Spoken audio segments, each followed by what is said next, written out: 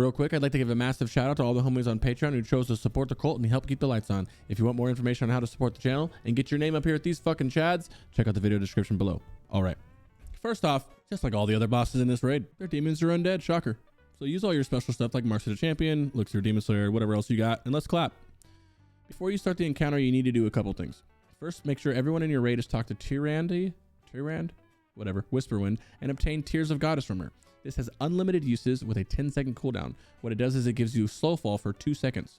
This will be needed to counter an ability called Air Burst, which throws you way up into the air and you will 100% die unless you use this item to slow fall yourself down. Like I said, it only slows your fall for like 2 seconds, so you want to use it at the last possible second. About 30 yards in the air or so is when I do it. The next thing you need to do before you pull is sort out your groups a little bit differently than you're used to. Due to some mechanics that we will get into in a little bit, you need to have a shaman in each group. It doesn't matter which spec of shaman, just make sure you have one in each group, as well as it's paramount to make sure you bring 3 or 4 decursors, as well as spread them around the raid evenly. Next up, positioning. Fight positioning is very important. Even more important is remaining spread out. While Archimonde doesn't have too many abilities, all of them not only do a lot of damage, but every single time someone dies, Archimonde will gain a soul charge. He will then use once at a random time, which is usually instantly.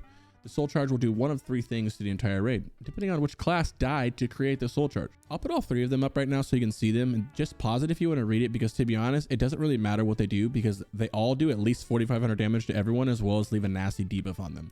This is almost always a wipe, even if one person in your raid gets this, as it only takes one person dying from the first one to have it just pass on to the next soul charge, and then it'll kill someone else, which triggers another soul charge, which kills, that by that time it's going to kill your whole raid. Well, easy, right? Just stay alive. Easier said than done here, as he's got a couple other mechanics that can easily mess this up for you guys. The first and probably most dangerous one is Doomfire. It's a trail of fire on the ground that chases a random person for a short time and then switches and chases a new person. This Doomfire will change target or respawn non-stop throughout the fight, so it's vital to your success to know where they are and make sure it's not coming towards you. This fire applies a hard-hitting stacking dot. You must do everything in your power to avoid this. Archimonde will also fear the raid every 45 seconds. It is crucial that you make sure you are not near the Doomfires when this goes off, so that you don't take any unnecessary damage. This is why I suggested to put a shaman in every group, so that there's trimmers for everyone.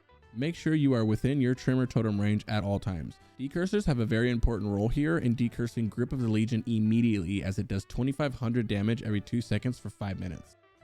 Lastly, well, Air Burst.